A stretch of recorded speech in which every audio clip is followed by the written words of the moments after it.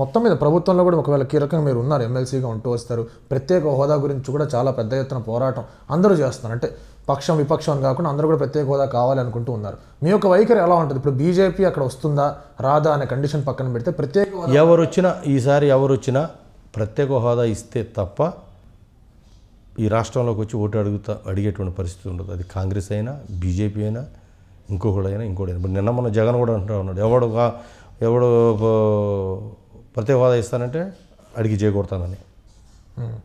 కాంగ్రెస్ నేను ఇస్తే రాహుల్ గాంధీ రఘువీరారెడ్డి చెప్తా ఉన్నారు మీ స్టేట్లోకి అడుగు పెట్టమని. అది తప్పనిసరి అవుతుంది. పక్కన ఉన్న రాష్ట్రాలు కూడా ఇవాళ ఒప్పుకునే పరిస్థితి వచ్చేసింది కదా. ఒకవేళ మళ్ళీ బీజేపీ వస్తే వాళ్ళు బీజేపీ వచ్చినా కూడా ఎక్కడ బీజేపీ రావడానికి నాకు తెలిసినంత మటుకు అవకాశం ఉండదేమో అనుకుంటా ఉన్నాను. తృతీయ ఫ్రంట్ ఆల్టర్నేటివ్ వస్తుంది, అందరు కలిసి అవుతారేమో అనేటువంటి ఆలోచన ఉంది. అటువంటప్పుడు మనం బలంగా ఉంటే ఖచ్చితంగా మనం అనుకున్న సాధించుకోవచ్చు. చంద్రబాబు నాయుడు గారు ఆ స్థాయిలో కేంద్రంలో ఉన్న మిగిలిన పార్టీలను ప్రభావితం చేయగలిగిన శక్తి సామర్థ్యాలు ఉన్నాయి కాబట్టి చంద్రబాబు నాయుడు గారు వస్తేనే ఆటోమేటిక్గా సాధించగలుగుతాడని నమ్మకం జనాల్లో వస్తుంది కదా సహజంగా. సో ప్రత్యేక హోదాకి అయితే కట్టుబడే ఉన్నారు 100% కదా, అందులో అనుమానం ఏముంది. అంటే ఇప్పుడు తెలంగాణ ఎన్నికల్లో కాంగ్రెస్తో కలిసి పోటీ చేయడం అనే ఎఫెక్ట్ ఏదైతే ఉందో ఆంధ్ర ఎన్నికల మీద పడుతుంది అంటారా? అది ఎఫెక్ట్ అని కావడం కాదని అక్కడ నేషనల్ పార్టీ ప్రెసిడెంట్గా చంద్రబాబు నాయుడు గారు అక్కడ ఉన్న పరిస్థితులను బట్టి వాళ్ళతో కలవాల్సిన పరిస్థితి వచ్చింది, కలిశారు. ఇక్కడ మనకు కలవాల్సిన అవసరం ఉందా లేదా అనేది ఎన్నికల కంటే ఒక నెల అంతకంటే ముందుగా మనం కలిసి వెళ్ళాల్సిన అవసరం లేదు ఎవరితోనైనా. రైట్, మనం ఎన్నికల్లో పొత్తు పెట్టుకోవాలనుకుంటే ఒక నెల ముందు దాని ముందు కూర్చొని అందరి అభిప్రాయాలు తీసుకొని, ఇప్పుడు ముఖ్యమంత్రి గారు ఏం చేస్తారంటే ఏ నిర్ణయం అయినా పార్టీ క్యాడర్తో మాట్లాడతారు, టెలికాన్ఫరెన్స్లు తీసుకుంటారు, అందరితో మాట్లాడతారు, అందరూ ఒపీనియన్స్ అన్ని స్టేజెస్లో డిస్కషన్ పెడతారు.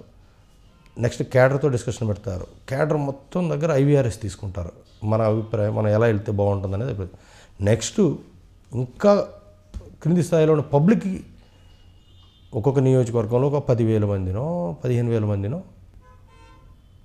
ర్యాండమ్గా శాంపిల్ తీసుకుంటారు. తీసుకొని మనం వెళ్ళటం వల్ల మంచి జరుగుతుందా, కేంద్రంతో మేలు జరుగుతుందని ఆయన లాజిక్గా అడుగుతారు. దాని మీద పబ్లిక్ ఒపీనియన్ ఫేవర్గా ఉంటే కలవచ్చు, లేదు వద్దు మనకు అవసరం లేదు మనం స్వతంత్రంగా వెళ్తే మంచిదంటే అట్లా చేస్తారు. కేసీఆర్ గారి ఎఫెక్ట్ కూడా ఉండదంటారా? ఆయన కేసీఆర్ గారు వాస్తవంగా అక్కడి నుంచి ఇక్కడికి వస్తే బాడుగు దండగా, 4 రోజులు రూమ్లో ఉంటే రూము దండగా, ఏమవుతుంది? ఆయన ఇక్కడ ఓటు ఉందా? లేదు కదా.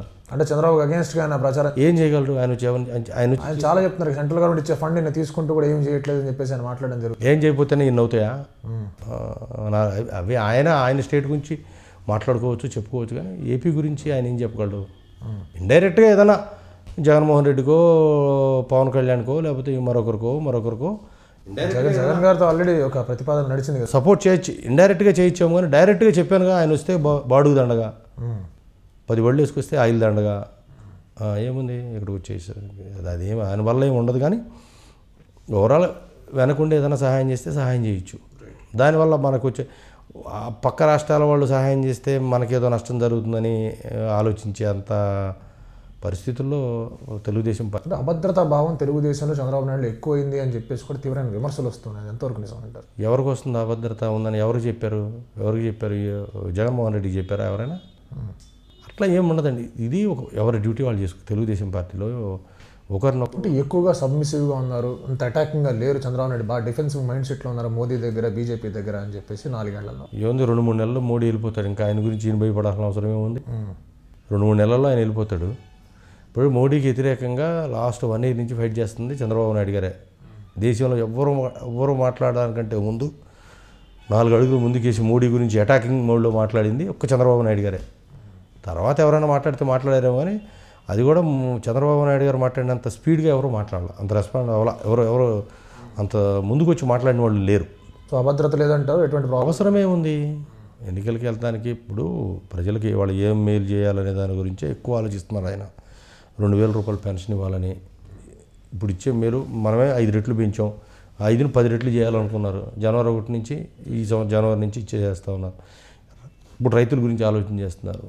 పెట్టుబడి నిధి ద్వారానా లేకపోతే గిట్టుబాటు ధరలో సపోర్ట్ చేయటమా? ఇప్పుడు ఆల్రెడీ మనం ఫార్మ్ మెకనైజేషన్, మెడిసిన్స్, విత్తనాలు అన్నిట్లో సబ్సిడీస్ ఇస్తున్నాం, దానివల్ల సపోర్ట్ ఇస్తున్నాం. ఆ సపోర్ట్ కంటే మించి ఇంకేం ఇవ్వాలనే దాని గురించి ఆలోచన చేస్తున్నారు ఆయన. కానీ ఖచ్చితంగా ఆయన తీసుకునే నిర్ణయం మాత్రం రైతులకు మరింత మేలు జరిగే విధంగా ఉంటుందని మాత్రం నేను చెప్పగలుగుతా. ఎందుకంటే అంత ఎఫెక్టివ్గా ఆయన ఇప్పుడు నెక్స్ట్ స్టెప్ ఇప్పుడు ఏదైతే పెన్షన్స్ తీసుకునే వాళ్ళు ఎలా ఎక్కువ నెంబర్ని కవర్ చేసాం, నెక్స్ట్ రైతులు, నెక్స్ట్ మహిళలు, యువతకు సంబంధించి ఆల్రెడీ ఈ నిరుద్యోగ భృతి ఉంది, దాన్ని కూడా మరి ఏమైనా ఎన్హాన్స్ చేయాలనే ఆలోచన కూడా ఉన్నట్లుగా ఇట్లా ఏదో ఒకటి ఇంప్రూవ్మెంట్స్ ఇంతకు ముందు చేసిన దాని అంటే అప్పుడున్న పరిస్థితుల్లో కొన్ని చేసాం, ఇప్పుడు కొంత బెటర్మెంట్ వచ్చింది కాబట్టి. అంటే ఒక క్వశ్చన్ లోటు బడ్జెట్లో ఉండి అవకాశాలు తక్కువగా ఉన్నాయి, రెవెన్యూ తక్కువగా అయినా కూడా ఇన్ని తాయిరాలు ఇవ్వడం, ఇంత సంక్షేమ పథకాలు చేయడం అనేది ట్యాక్స్ పేయర్స్ డబ్బులు తీసుకెళ్ళిపోవడమే కదా. అవి కాదు అవి ఇప్పుడు వెల్ఫేర్కి డెవలప్మెంట్కి రెండింటికి సమానంగానే ఖర్చు పెడతా ఉన్నారు. పెన్షన్స్, రేషన్ కార్డులు ఇవన్నీ ఎట్లా ఇస్తా ఉన్నామో రూట్స్ కానీ ఇన్ఫ్రాస్ట్రక్చర్, విలేజ్ ఇన్ఫ్రాస్ట్రక్చర్కి అసలు మీరు ఈ అంటే నేను తెలుగుదేశం పార్టీలో సభ్యుడిగా చెప్పడం కాదు, కానీ ఇప్పుడు జరిగినంత డెవలప్మెంట్ విలేజ్ లెవెల్లో ఇంతవరకు స్వాతంత్రం వచ్చినా జరగలేదు, జరగదు కూడా. అవి సెంట్రల్ గవర్నమెంట్ కన్వర్జెన్సీయా, ఇంతకుముందు వాళ్ళు ఎందుకు చేయలేకపోయారు? పనికి ఆహార పథకం ఇంతకుముందు, ఇది ఇవాళ కొత్తగా వచ్చిన పథకం కాదు, ఎప్పటి నుంచో ఉన్నదే. ఎంజీఎన్ఆర్జీస్ అనేది ఇంతకు ముందు నుంచి కూడా ఉంది, పేరు మార్పేదే ఏదైనా. దాన్ని ఈ మాదిరిగా కన్వర్జెన్సీకి సెట్ చేసి కన్వర్జెన్సీ తీసుకొచ్చి మన డబ్బు ఆ డబ్బు కలిపి చేసే ఆలోచన ఎందుకు చేయలేకపోయారు? రైట్, చేయబట్టేగా ఇవాళ ఒక్కొక్క విలేజ్లో 10 లక్షలు కూడా ఖర్చు పెట్టుండ్రు. గడిచి 10 సంవత్సరాల్లో 10-15 లక్షలు కూడా ఖర్చు పెట్టుండ్రు రోడ్లకు కానీ కాలువలకు కానీ పంచాయతీ బిల్డింగ్. అయితే ఈ 4.5 సంవత్సరాల్లో ఒక్కొక్క విలేజ్లో కనీసం 3-4 కోట్ల రూపాయలు ఖర్చు పెట్టాం. ఎలా చేయగలిగాం? అంటే కొంతమంది డబ్బు ఖర్చు అవుతుంది కానీ అభివృద్ధి లేదు, ఉండట్లేదు, అంతా కూడా స్వాహా అంటున్నారు చాలామంది. మీరు ఎవరో అనుకుంటా దాన్ని తీసి పక్కన పెట్టండి. నేను మా బాపట్ల నియోజకవర్గంలో నేను ఇస్తాను 100% పూర్తయిన పంచాయతీలు అని చెప్పి నేను లిస్ట్ ఇస్తాను. మీరు వెళ్ళి మీ కెమెరా పెట్టుకొని తిరగండి, ఏదైనా తేడా ఉంటే. గ్రామాలు 100% గ్రామాలు, ఆ గ్రామంలో కనీసం ఒక 100 మీటర్లు 10 మీటర్లు కూడా రోడ్ వేయాల్సిన పని లేని గ్రామాలు ఉన్నాయి, వేసేసామన్నీ. ఇంకా చేయాల్సింది, ఇంకా మేము ఇప్పటికీ 100% పూర్తి చేసినవి ఒక 10 గ్రామాలు చేసాం, 90% చేసినవి ఒక 10-15 గ్రామాలు చేసాం.